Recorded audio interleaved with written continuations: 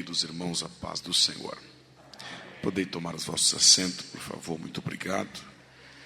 Quero, nesta rica e honrosa oportunidade, celebrar gratidão a Deus pelo privilégio de retornar ao ABC Paulista e pela primeira vez aqui na linda Assembleia de Deus, Ministério São Bernardo do Campo. Quero louvar a Deus pela vida do pastor presidente, pastor Sérgio Bernardes, em nome dele cumprimentar essa mesa, essa pleiade de obreiros, ministros da palavra, professores, homens que têm o auxiliado nesta obra e nesse ministério. Quero também, na pessoa do pastor presidente, cumprimentar aqui o pastor Davi Teles, diretor da FATEBEN. Que Deus continue abençoando os professores, os trabalhos e o ensino da palavra de Deus aqui nesta igreja e neste ministério. Também ainda cumprimentar o pastor Hélio Rocha, nosso amigo. Deus seja louvado pela sua vida. Foi quem fez o primeiro contato conosco, representando o pastor presidente, a FATEBEN, e uma alegria para nós poder estarmos aqui, juntamente com a minha família, minha esposa, para juntos celebrarmos o nome do Senhor Jesus Cristo. Antes de fazermos a leitura do texto, nós vamos ler dois textos, Gálatas capítulo 1, versículo 9, e Romanos, capítulo 1, versículo 16. Gálatas, capítulo 1, verso 9, e Romanos, capítulo 1, 16. Pode ficar sentado ainda, daqui a pouquinho eu peço para vocês ficarem em pé, mas só para você já ir se localizando, nós vamos falar sobre o tema que fora nos sugerido, a obra de Cristo e o seu Evangelho. Nós vamos fazer isso pautado nesses dois textos. Antes, porém, com a permissão do pastor, permissão esta que eu já tenho, eu quero, a título de informação, avisar os irmãos que Deus tem nos dado graça para escrever livros. Eu tenho me dedicado a escrever livros de 60 a 90 páginas.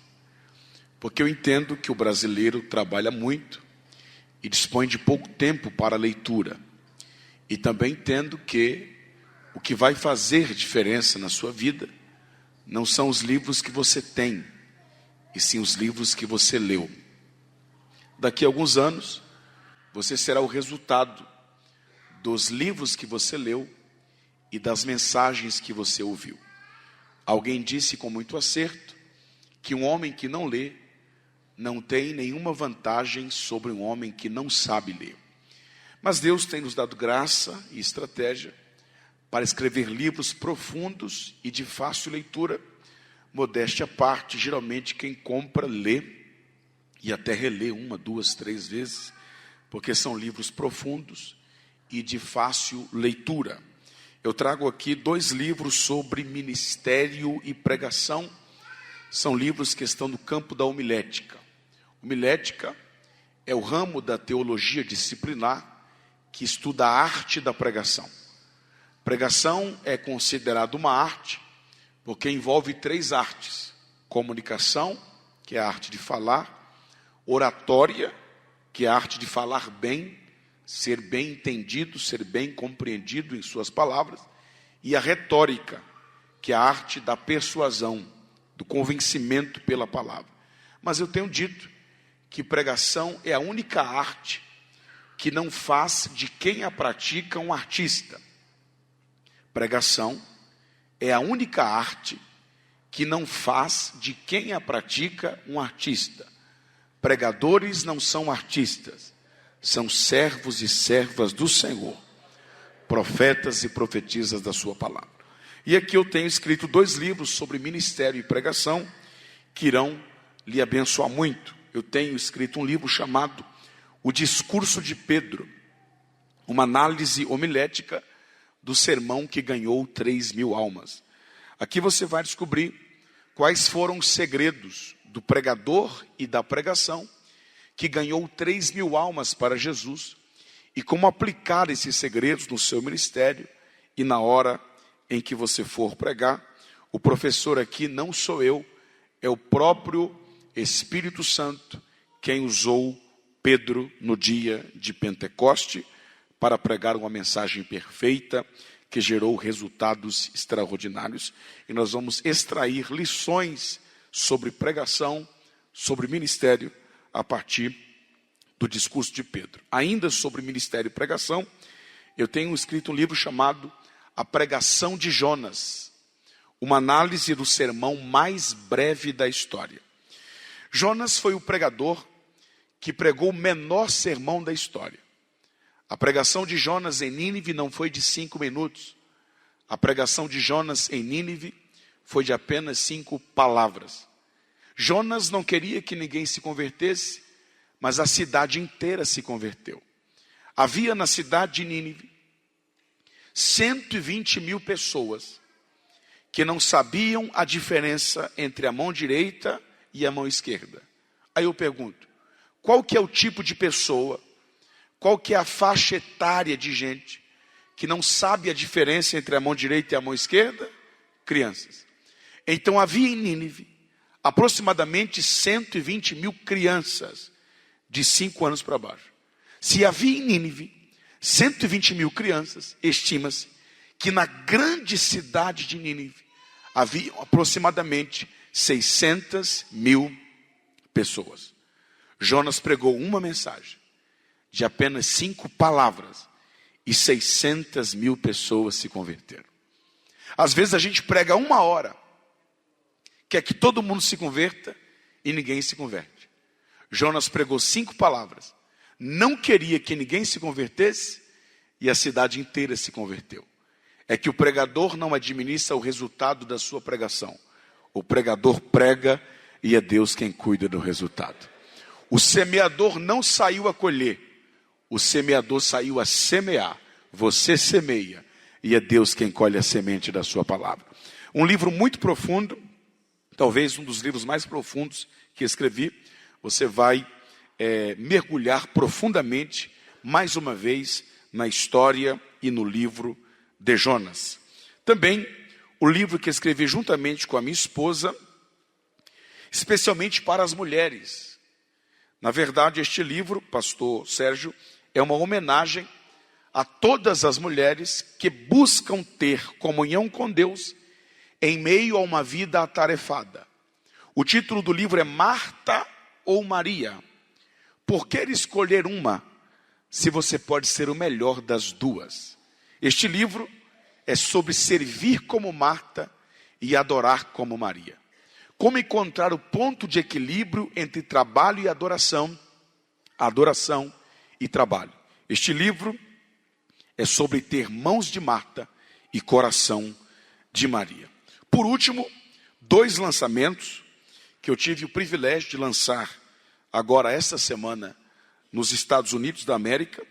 E como eu cheguei dos Estados Unidos precisamente hoje, viajei 9 horas de Atlanta até Guarulhos, toda a madrugada. Então, como eu cheguei dos Estados Unidos hoje, não tem ninguém no Brasil de posse deste material aqui ainda. Nós lançamos lá e os primeiros que vão ter acesso a esses 2 lançamentos são os irmãos que aqui estão. Eu tenho lançado um livro chamado Os Princípios Ocultos da Oração do Pai Nosso. Um tratado teológico e sociológico da oração do Filho de Deus. Aqui você vai aprender que na cruz Jesus chamou o Pai de Deus, para que na oração pudéssemos chamar Deus de Pai. Na cruz Jesus disse Deus meu, para que na oração pudéssemos dizer Pai nosso. Na cruz Jesus disse Deus meu, porque quem estava ali não era o Filho. Quem estava ali era eu e você. Por isso que o pai virou as costas. E como um pai jamais vira as costas para o seu filho, Jesus não pôde chamar Deus de pai naquele momento. Chamou de Deus. Deus meu, por que me desamparaste? Mas na oração, a gente não precisa chamar Deus de Deus. A gente pode chamar Deus de pai. Porque na cruz, Deus olhou e viu eu e você. Por isso que ele chamou de Deus. Mas na oração, Deus olha e não vê eu e você. Ele vê o seu filho. Por isso podemos chamá-lo de pai. E por isso Jesus disse, quando fores orar, vá em meu nome. Ore em meu nome. Então, é um livro muito profundo. Nós vamos analisar aqui, palavra por palavra, da oração do Pai Nosso. E extrair princípios que regem a vida cristã e a nossa vida aqui na terra. É um livro muito profundo, vale a pena adquirir. E por último, o livro A Parábola do Pai do Filho Pródigo. A parábola do pai do filho pródigo. Aqui eu mostro que o personagem principal da história não é o filho. O personagem principal da história é o pai. A palavra filho aparece 8 vezes e são 2. A palavra pai aparece 13 vezes e é um pai só. A parábola começa falando do pai e termina com o pai falando. Foi o pai que gerou os 2 filhos. Foi o pai que acumulou os bens. Foi o pai que repartiu a herança. Foi o pai que engordou o novilho. Foi o pai que viu o filho de longe. Foi o pai que correu. Foi o pai que abraçou. Foi o pai que beijou. Foi o pai que deu a sandália. Foi o pai que deu as vestes. Foi o pai que deu o anel. Foi o pai que mandou matar o novilho cevado. Foi o pai que deu uma festa. Foi o pai que conciliou o filho mais velho. Então o tema principal da parábola não é a rebeldia do menor e nem a hipocrisia do maior. O tema central da parábola é o amor do pai. Este livro não é sobre um filho que volta, mas sobre um pai que espera o filho voltar. Na verdade, este livro é sobre um filho que perdeu tudo, menos o pai. Estará à disposição dos irmãos na saída, essas 5 obras. Um é 30, agora vem a melhor parte, né? Um é 30, 2,50, 3,70, 4,80 e 5 por 100, ok? Então, depois do culto, estará à disposição dos irmãos. Aqueles que desejarem adquirir, assim faça. Deus vos recompensará. Eu não sei se os irmãos perceberam, mas vou pedir para minha esposa ficar em pé. Fique em pé, por favor.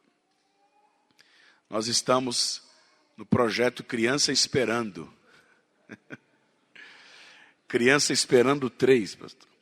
Já temos o Davi de 8 anos, o Jonatas de 4, e está vindo aí mais um profeta. Então, adquirindo o livro, você, além de levar um excelente material para sua casa, obrigado, meu amor, você está ajudando o projeto Criança Esperando, né? A Globo tem o Criança Esperança e eu tenho Criança Esperando. Deus abençoe. Gálatas capítulo 1, versículo 9. Gálatas capítulo 1, versículo 9. Agora sim, podeis ficar em pé para a oitiva da palavra do Senhor nosso Deus. Diz assim o texto sagrado: assim como já dissemos, e agora repito, se alguém vos pregar evangelho, que vá além daquele que recebestes, seja anátema. Eu vou repetir a leitura. Assim como já dissemos, e agora repito, se alguém vos prega evangelho, que vá além daquele que recebestes, seja anátema. Romanos capítulo 1, versículo 16. Conexão bíblica para Romanos capítulo 1, versículo 16. Diz assim o texto sagrado: porque não me envergonho do evangelho de Cristo, porque é o poder de Deus para a salvação de todo aquele que crê, primeiro do judeu e também do grego. Vou repetir a leitura. Porque não me envergonho do evangelho de Cristo, porque é o poder de Deus para a salvação de todo aquele que crê, primeiro do judeu e também do grego. E você diz amém.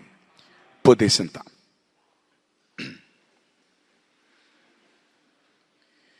Meus amados, queridos irmãos, distintos servos e servas do Senhor, acabamos de ler dois textos que estão contextualizados com as epístolas do apóstolo Paulo. Eu costumo fazer uma diferença entre carta e epístola e carta. Por exemplo, epístola é o nome que se dá para uma missiva escrita para um grupo de pessoas.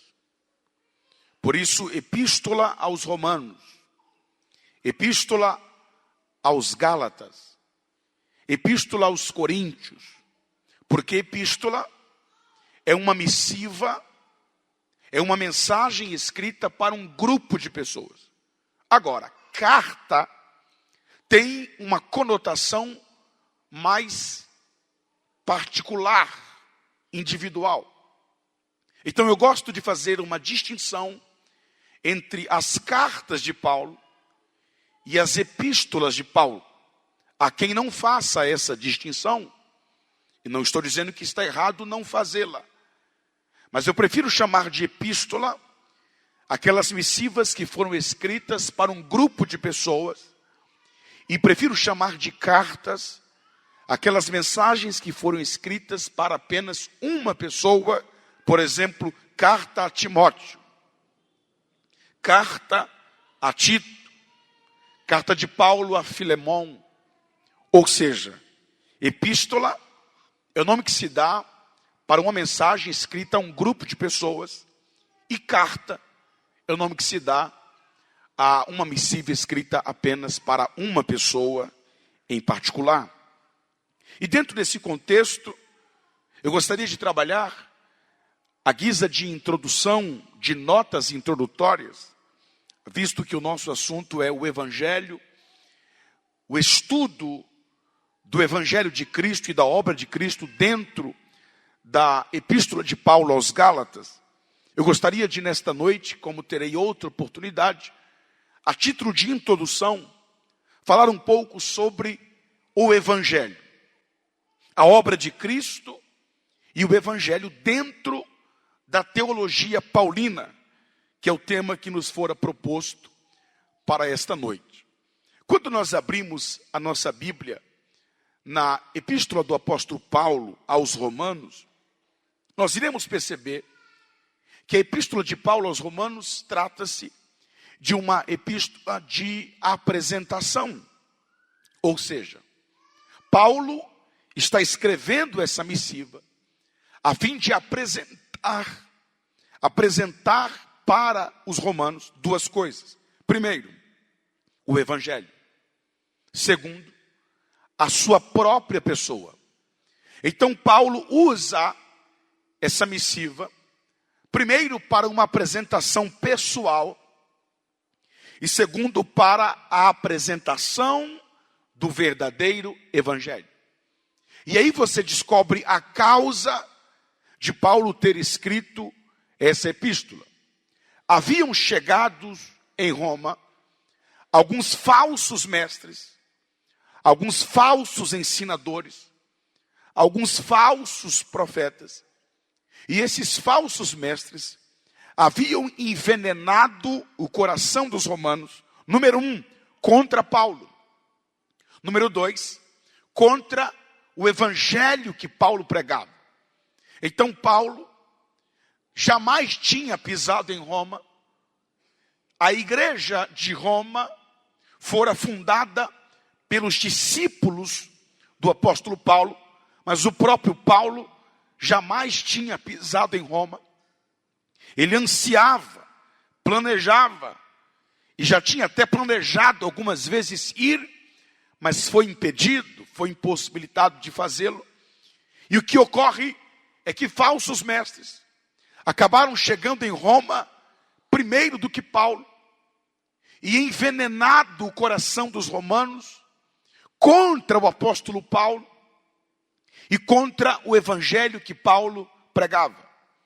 De maneira que Paulo então se viu obrigado a escrever essa epístola como uma epístola de apresentação. E a primeira coisa que Paulo vai apresentar é a si próprio, é a si mesmo. Se não percebam, Romanos capítulo 1, verso 1, Paulo, servo de Jesus Cristo, chamado para ser apóstolo e consagrado para o evangelho de Deus. O que é isso? Paulo está se apresentando.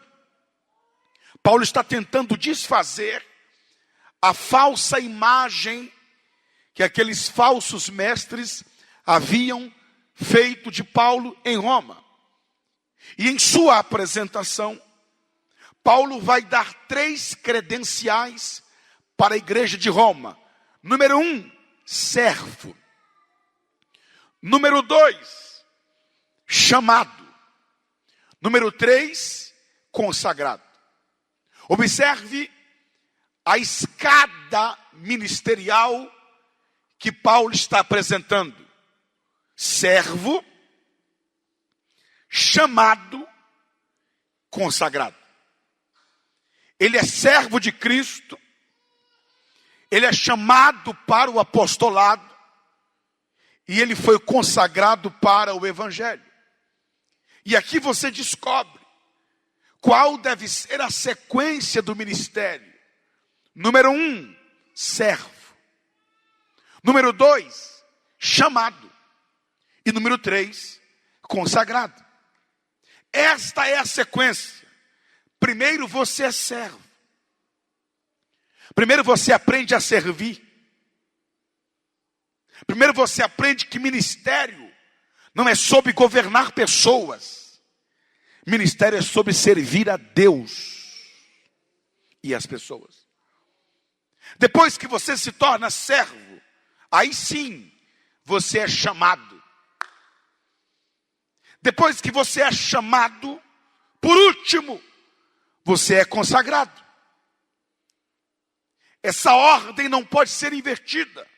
Servo, chamado, consagrado. Tem gente querendo ser consagrado sem ser chamado.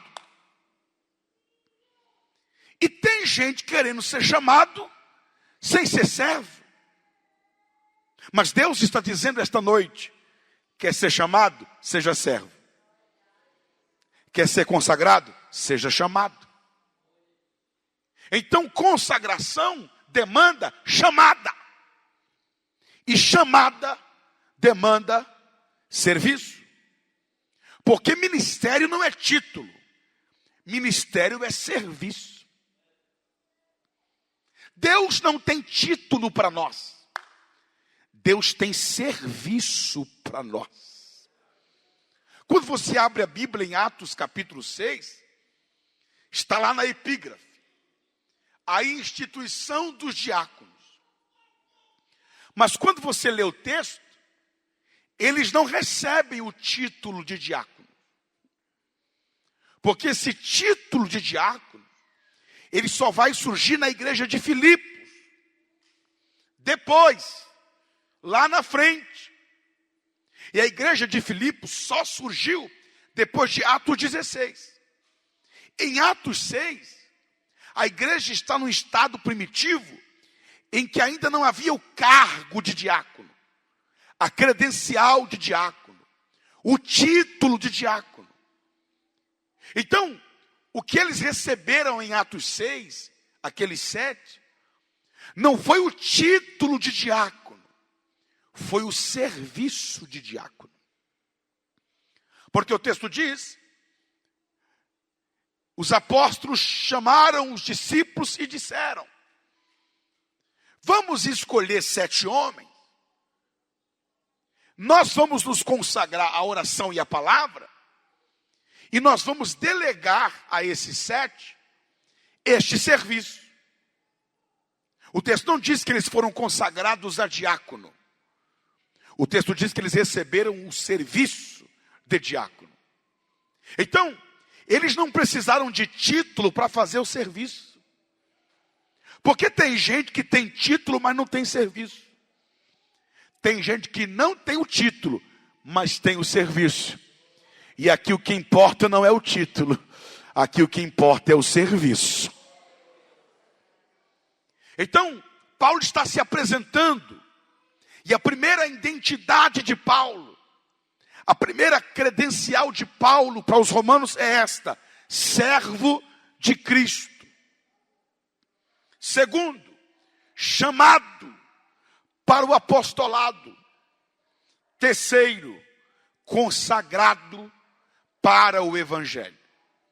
Então, Paulo está se apresentando.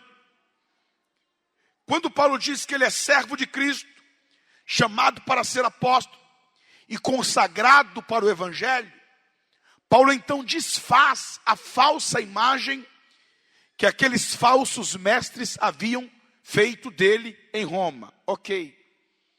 Agora falta Paulo apresentar para os romanos o verdadeiro evangelho. Então Paulo já se apresentou, agora Paulo vai apresentar o evangelho. No verso de número 1 e 2, ele diz assim: servo de Jesus Cristo, chamado para ser apóstolo, separado para o evangelho de Deus, o qual foi por Deus outrora prometido por intermédio dos seus profetas nas sagradas escrituras, verso 3, com respeito ao seu filho, o qual, segundo a carne, veio da descendência de Davi. Então Paulo já se apresentou. Agora Paulo vai apresentar para os romanos o evangelho. E Paulo chama o evangelho de 3 posses. Ele diz que o evangelho é de 3 pessoas. Número 1, Paulo chama o evangelho que ele está apresentando para os romanos de evangelho de Deus. Isso está no versículo 1. Consagrado para o evangelho de Deus. Em segundo lugar, Paulo chama o evangelho de evangelho de Cristo. Romanos 1,16. Eu não me envergonho do evangelho de Cristo. E sabe o que é tremendo? É que Paulo também chama o evangelho 2 vezes de meu evangelho. Veja comigo, Romanos capítulo 2, verso 16. Olha o que ele diz: no dia em que Deus, por meio de Cristo Jesus, julgar os segredos dos homens, de conformidade com o meu evangelho. No 16, verso 25, ele diz assim, ora, aquele que é poderoso para vos confirmar, segundo o meu evangelho e a pregação de Jesus Cristo, conforme a revelação do mistério guardado em silêncio nos tempos eternos. Ele disse a Timóteo na sua segunda carta, capítulo 2, verso 8, lembra-te de Jesus Cristo, ressuscitado de entre os mortos, descendente de Davi, segundo o meu evangelho. Então observe você, que Paulo chama o evangelho de evangelho de Deus, evangelho de Cristo e evangelho dele. Por que ele chama de evangelho de Deus? Porque Deus é a origem do evangelho. Por que ele chama de evangelho de Cristo? Porque Cristo é o tema central do evangelho. E por que ele chama de meu evangelho? Porque ele é o pregador do evangelho. Então, este evangelho que eu estou pregando aqui Este evangelho que estamos estudando nessa semana teológica é o evangelho de Deus, é o evangelho de Cristo e é o evangelho de Paulo. Por que de Deus? Porque Deus é a origem do evangelho, é a fonte do evangelho, é a nascente do evangelho. Ele disse para Adão e Eva, lá no jardim, da semente da mulher, nascerá um que vai ferir a cabeça da serpente. Deus é a origem do evangelho. Este evangelho que estamos estudando é o evangelho de Cristo. Por quê? Porque Cristo é o tema do evangelho, é o assunto do evangelho. E também é o evangelho de Paulo. Por quê? Porque Paulo é o pregador do evangelho. Então é de Deus, é de Cristo e é de Paulo. E aí você descobre que não é errado dizer evangelho de Mateus, evangelho de Marcos, evangelho de Lucas, evangelho de João. Se Paulo pode dizer meu evangelho, Mateus também pode chamar o seu livro de meu evangelho. Marcos também pode chamar seus 16 capítulos de meu evangelho. Da mesma forma Lucas e também João. Então, vamos abrir a Bíblia no evangelho de Jesus Cristo, segundo escreveu Mateus. Está certo, porque o evangelho é de Jesus Cristo. Vamos abrir a Bíblia no evangelho de Deus, conforme escreveu Marcos. Também está certo, porque o evangelho também é de Deus. Vamos abrir a Bíblia no evangelho de Lucas. Também está certo, porque foi Lucas que pregou este evangelho. Então o evangelho é de Deus, é de Cristo, e é de Mateus, e é de Marcos, e é de Lucas, e é de João, e é de Paulo. Quem entende essa palavra, diga glória a Deus. Então, Paulo está dizendo meu evangelho. Por quê? Porque eu sou o pregador do evangelho. Não sou a fonte é Deus. Não sou o assunto do evangelho. O assunto é Cristo. Mas eu sou o pregador do evangelho. Eu sou o cano cuja água do evangelho passa e sacia a sede das pessoas. Por isso que o pregador do evangelho não é aquele que abre a boca e fica dizendo eu. Não! O pregador do evangelho é o que abre a boca e diz Deus, Cristo, porque o tema do evangelho é Cristo. A origem do evangelho é Deus. E nós somos simplesmente os pregadores do evangelho. Então Paulo está se apresentando e está apresentando o evangelho. Agora, antes de Paulo apresentar o evangelho, ele vai fazer uma ligação entre ele e o evangelho. Como? Dando 3 declarações pessoais sobre o evangelho. Quantas declarações pessoais? 3. Uma no verso 14, outra no verso 15 e outra no verso 16. Em Romanos 1,14 ele diz, sou devedor.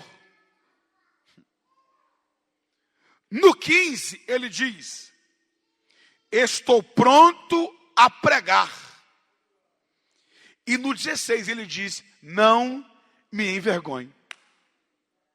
Então, como o contexto aqui é o evangelho, Paulo está dizendo no 14, sou devedor do evangelho. E cá para nós, quem aqui não é devedor do evangelho? Quem aqui seria alguma coisa se não fosse o evangelho? Nós só estamos aqui por causa do evangelho. Talvez você só casou com essa esposa abençoada que Deus te deu, porque um dia você foi num congresso de jovem. E aí depois do culto, você foi lá, comprou uma bala House, né? Frigelson. E chegou para falar com ela. Mas você só falou com ela porque teve um congresso. E só teve congresso porque tem evangelho. Se não tivesse evangelho, não tinha congresso. Não tivesse congresso, você não tinha namorado. Você só tem os filhos que você tem por causa do evangelho. Você só está bonitinho, cheirosinho, com esse terno, com essa gravata, com esse sapato novo aí agora, por causa do evangelho. Eremachora calabarrai.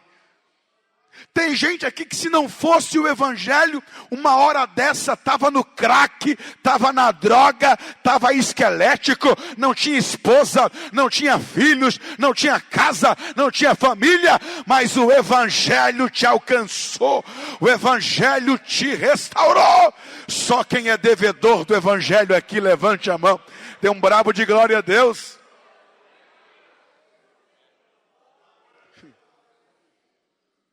Eu nasci em Santos. Eu sou nascido e criado em Santos. Baixada Santista. O nome já diz Baixada. E pela misericórdia de Deus, eu tenho conhecido alguns países do mundo. Como França, Inglaterra, Portugal, Estados Unidos, dentre outros países da Europa, da América. Mas se não fosse o evangelho, eu nunca tinha saído do meu bairro. Eu devo isso ao evangelho. Ao evangelho. Se hoje você prega, é por causa do evangelho. Se hoje você sai para pregar, viaja para pregar, alguém quer te ouvir, é por causa do evangelho. Aqui ninguém seria nada se não fosse o evangelho. Não, pastor, mas eu, se não fosse o evangelho, eu seria um empresário falido. Estava devendo até os fios do cabelo. Eu estou fazendo essa reflexão, meus irmãos, só para dizer que nós somos todos devedores do evangelho. Do evangelho. Aí como Paulo diz, sou devedor, no verso seguinte, que é o 15, ele diz, estou pronto a pregar. Porque quem é devedor do evangelho, deve estar pronto a pregar o evangelho. Você é devedor do evangelho? Levanta a mão só quem é devedor do evangelho. Então o mínimo que você tem que fazer é pregar o evangelho.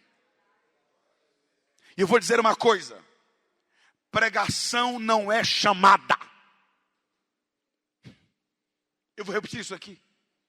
Pregação não é chamada. Ele prega porque tem chamada. Aquele irmão tem uma chamada para pregar. Não, ele está assim porque é chamada. Só ia chamar. Pregação não é chamada. Pregação é ordem. Ide por todo mundo e pregai o evangelho. Aqueles que querem pregar o evangelho não precisam esperar uma chamada. Só precisam obedecer a ordem que já foi dada. Todo crente em salvo em Cristo Jesus. Todo crente salvo em Cristo Jesus, lavado e remido pelo sangue do Cordeiro, deve ser um pregador do evangelho. Você pode não pregar nos púlpitos, nas tribunas, para grandes congressos e grandes multidões. Mas você pode pregar para um colega de trabalho. Você pode pregar para um vizinho. Você pode pregar para um parente seu. Lembra da parábola do rico e do Lázaro? O Lázaro foi para o seio de Abraão. O rico foi para o inferno, o lugar de tormentos. E lá no lugar de tormento que a gente chama de inferno, que não é inferno, mas é a antessala do inferno, ele disse: pai Abraão, manda Lázaro na minha casa, pregar para os meus 5 irmãos, porque eu não quero que eles venham para este lugar de tormento. As pessoas que estão no inferno, agora, tudo o que elas queriam era pregar para os seus parentes, para que eles também não vão para o inferno. Sabe por que nós não somos tão ávidos a pregar o evangelho para os nossos parentes, para as pessoas que nós amamos? Porque nós não conhecemos a realidade do inferno. Se Deus permitisse que a gente passasse 1 segundo no inferno, nós sairíamos de lá pregando para todos os nossos parentes que ainda não são crentes, para todos aqueles que nós amamos, para que eles não passem a eternidade no inferno. Mas as pessoas que estão lá agora não podem mais pregar o evangelho, não podem mais salvar a si mesmo e tampouco salvar os outros. Mas nós que estamos vivos e que somos devedores do evangelho, devemos estar prontos para pregar o evangelho. E é interessante que Paulo diz assim, estou pronto a pregar o evangelho. E essa palavra pronto aqui é mais do que disponibilidade. Essa palavra pronto aqui significa que ele está apto para pregar. Paulo não é simplesmente um vaso disponível para pregar. Paulo é sobretudo um vaso limpo. Porque não basta sermos um vaso disponível. Nós temos que ser um vaso limpo. Água limpa não pode correr em cano enferrujado. Pelo compromisso que Deus tem com o evangelho, Deus ocasionalmente até pode usar um pregador desconcertado. Mas esse não é o modo habitual de Deus agir. Lobo não gera ovelha. Morto não ressuscita morto. Mas ovelha gera ovelha, e fogo se acende com fogo. Deus usa vaso pequeno, mas Deus não gosta de usar vaso sujo. Deus está precisando de vasos limpos, que estejam aptos para pregar o evangelho. Então, Paulo está pronto para pregar. E alguém disse com muito acerto: todo salvo em Cristo Jesus deve estar pronto ou a pregar ou a morrer. Ou a pregar ou a morrer. Corte a minha cabeça, mas eu não deixarei de pregar o evangelho. Paulo está dizendo: porque eu sou o devedor do evangelho, é que eu estou pronto para anunciar o evangelho também em Roma. Primeira declaração: sou devedor. Segunda declaração: estou pronto para pregar. Terceira declaração, e essa é forte: não me envergonho do evangelho. Quem é devedor do evangelho deve estar pronto a pregar o evangelho. E quem está pronto a pregar o evangelho não deve se envergonhar do evangelho.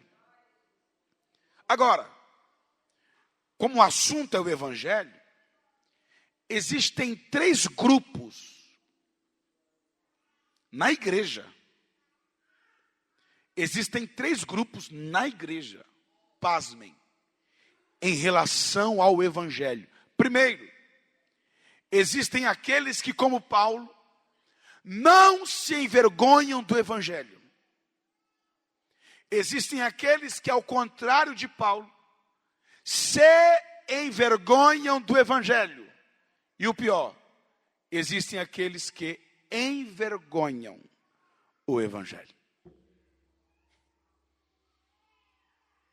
Deus não nos chamou para envergonharmos o evangelho. E Deus também não nos chamou para nos envergonharmos do evangelho. Deus nos chamou para pregar o evangelho sem vergonha, sem timidez, com força, coragem e intrepidez. Quem são aqueles que, ao invés de não se envergonharem do evangelho, e além de se envergonharem do evangelho, fazem pior, envergonham o evangelho? Simples, aqueles que pregam uma coisa e vivem outra. Eu vou repetir isso aqui. Pregar o evangelho, mas não viver o evangelho, é envergonhar o evangelho. Se você diz que é crente, mas não vive como crente, você está envergonhando o evangelho. Toda vez que um crente compra e não paga, está envergonhando o evangelho. Toda vez que um crente dá mau testemunho lá fora, está envergonhando o evangelho.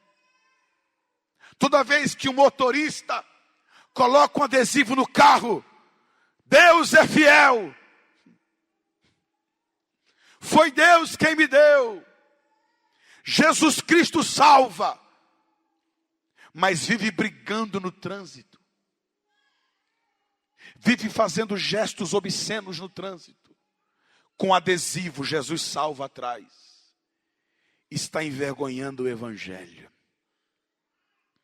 Quer dar mau testemunho lá fora? Dê, mas arranque o adesivo que fala de Deus no carro. Arranca o nome de Jesus do teu carro, porque Jesus não está dentro desse carro não. Deus não nos chamou para envergonharmos o evangelho. Deus nos chamou para darmos testemunho do evangelho. Então tem aqueles que se envergonham do evangelho, aqueles que envergonham o evangelho, e aqueles que não se envergonham do evangelho. Pastor, por que alguém poderia se envergonhar do evangelho em Roma?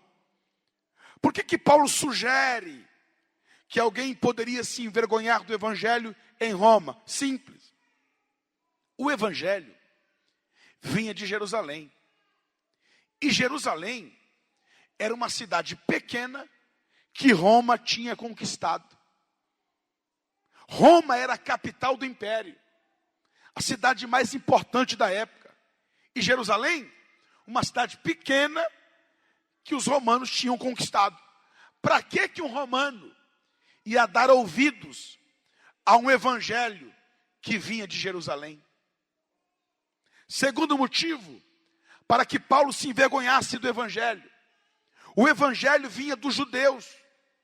Os judeus eram a escória da sociedade. Para os romanos, a maioria dos judeus eram pobres, analfabetos, indoutos, incultos, desprezíveis.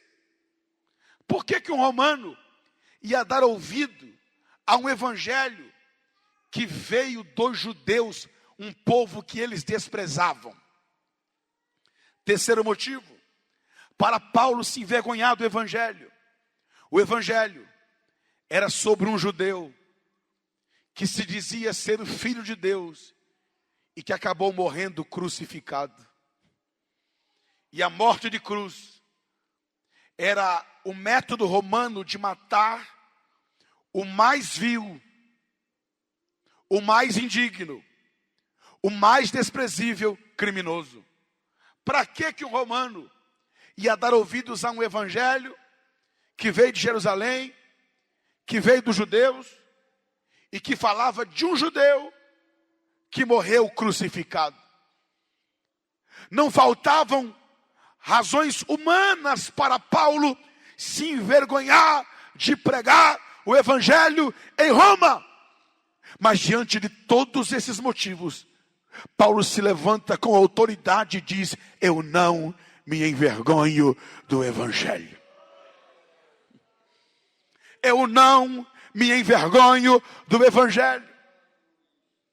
Agora, Paulo não somente diz que ele não se envergonha do evangelho, como Paulo diz o porquê ele não se envergonha do evangelho. E o primeiro motivo pelo qual Paulo não se envergonha do evangelho está no texto. Eu não me envergonho do evangelho de Cristo.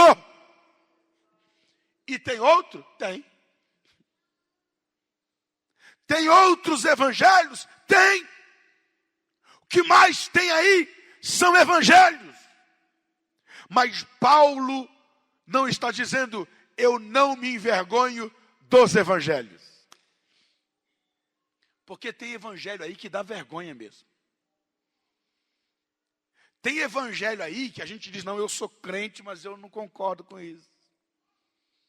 Tem evangelho por aí que a gente tem que dizer: não, eu sou crente, mas eu não sou dessa igreja, não.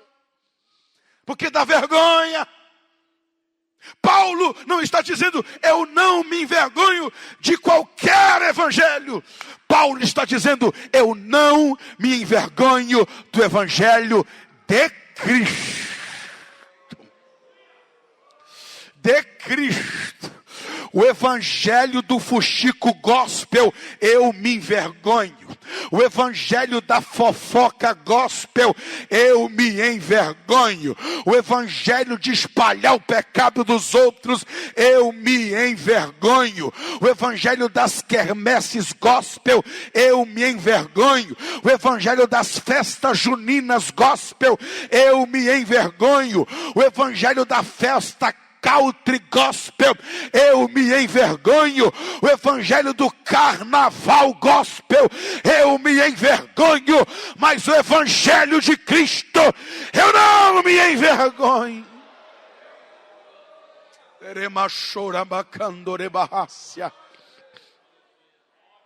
Parece que é só colocar gospel que pecado não é mais pecado.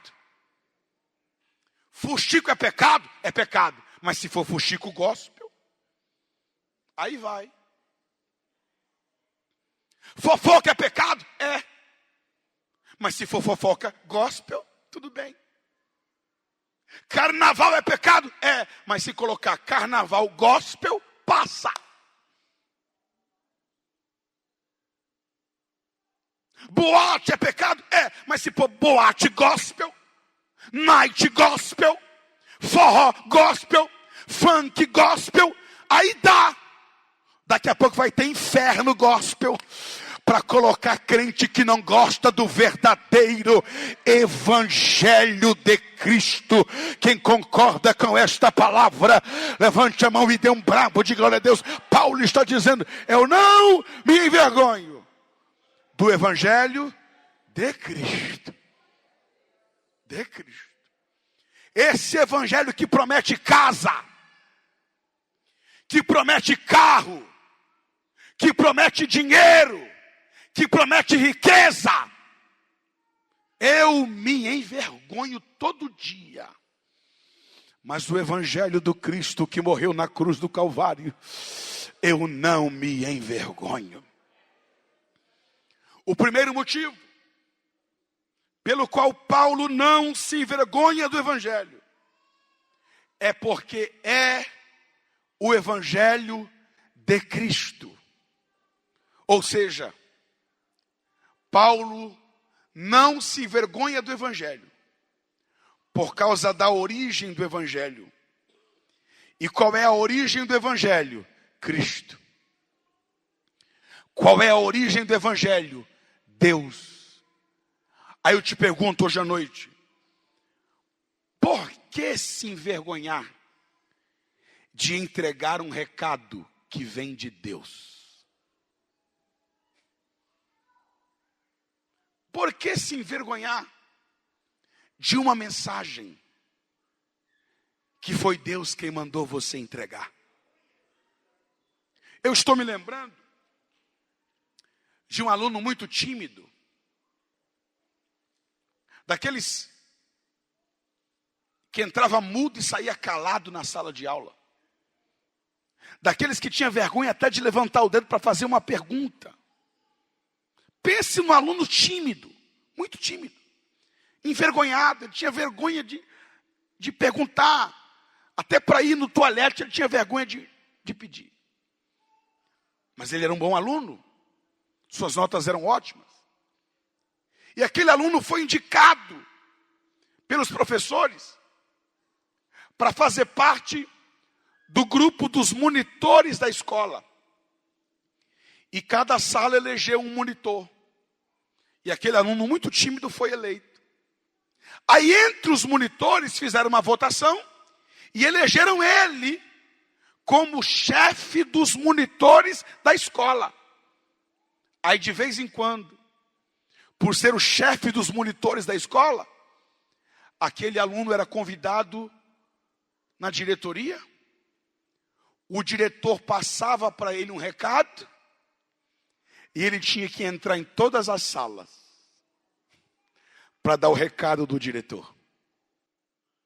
Aí de repente aquele aluno tímido, envergonhado, acanhado, que não tinha voz para nada, começou a entrar em todas as salas, parar em frente de todos os alunos e falar com desenvoltura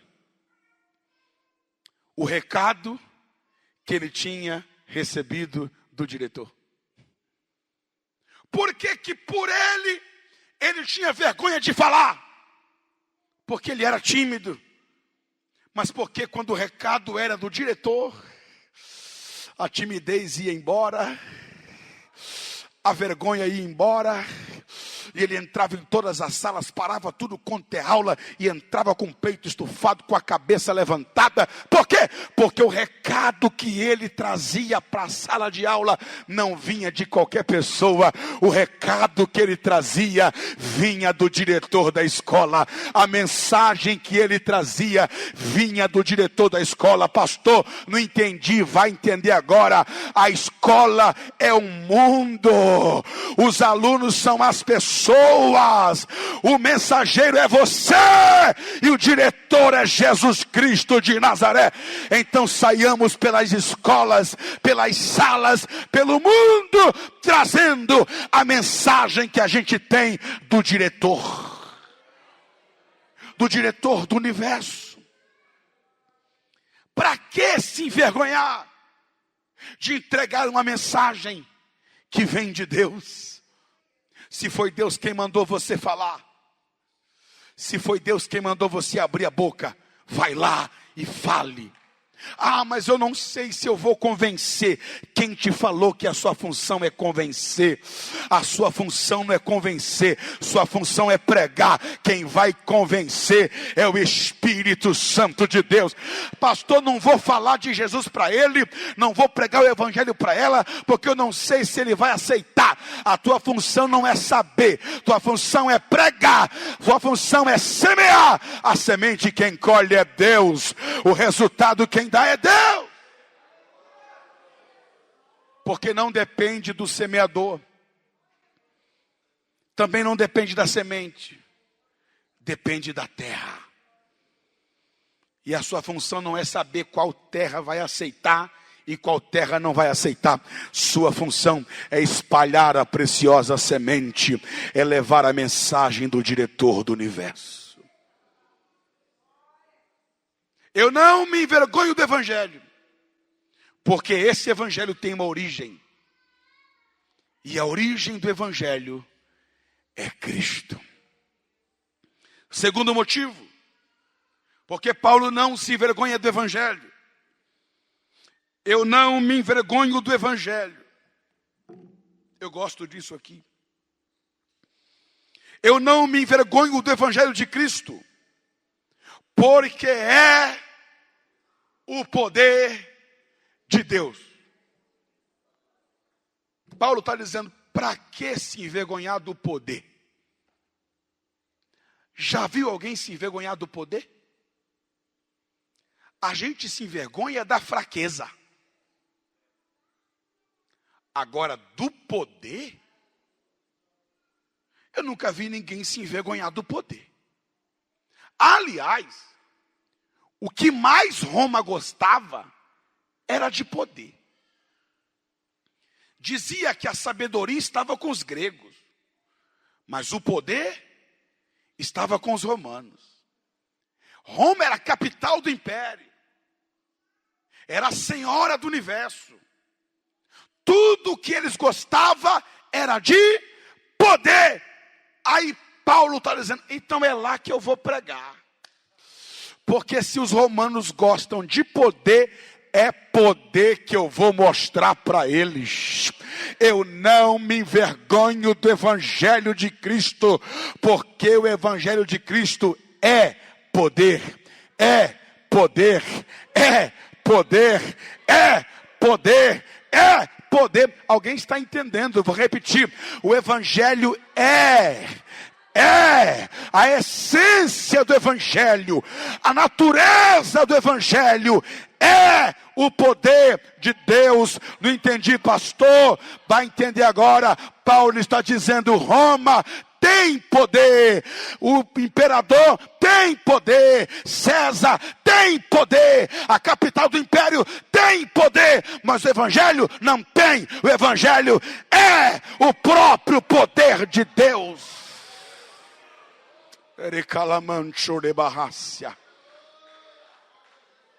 Para que se envergonhar de algo que tem poder?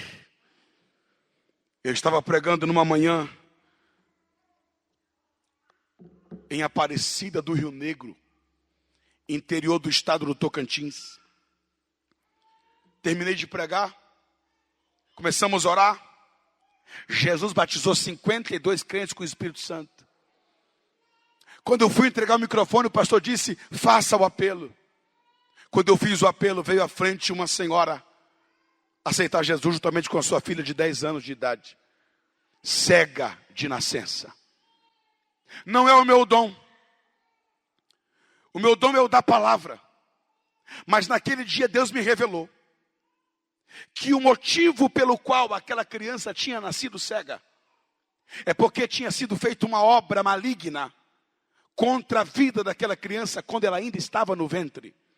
Eu cheguei para a mãe dela e disse, mulher, você sabia que quando a sua filha ainda estava no ventre, foi feita uma obra maligna contra a vida dela? Ela começou a chorar e disse, eu sei. Quando eu estava grávida da minha filha, a macumbeira bateu na minha porta e disse, eu fiz um trabalho para sua filha e ela vai nascer cega. Nasceu cega, tem 10 anos de idade, cega de nascença. Eu olhei para ela e perguntei, você crê que o Evangelho tem poder de quebrar toda e qualquer maldição? Ela disse, eu creio. Eu disse, você quer aceitar Jesus como seu Salvador? Ela disse, eu quero. Quando ela disse, eu quero, aquela criança de 10 anos, cega de nascença, passou a enxergar na hora, porque o Evangelho de Cristo é o poder de Deus para a salvação de todo aquele que crê, e que Deus em Cristo vos abençoe. Amém. Glória a Deus. Glória a Jesus. Deus seja louvado. Glória a Jesus. Aleluia. Glória a Deus. Todos aqueles que foram alcançados com o poder deste Evangelho, fiquem em pé, por favor, em nome de Jesus. Nós vamos fazer uma oração de gratidão ao Senhor pela palavra poderosa, por essa temática tão preciosa sobre este Evangelho. Por isso Paulo insistiu com os Gálatas, não vai atrás de outro, Não vai atrás de outro. Esse tem a essência, esse tem a origem. Esse que nós já temos é o poder de Deus. Não vá atrás de outro. Não vai correr atrás de outro evangelho. Seminarista, não vai atrás de outra doutrina. Aqui está o evangelho que é o poder de Deus.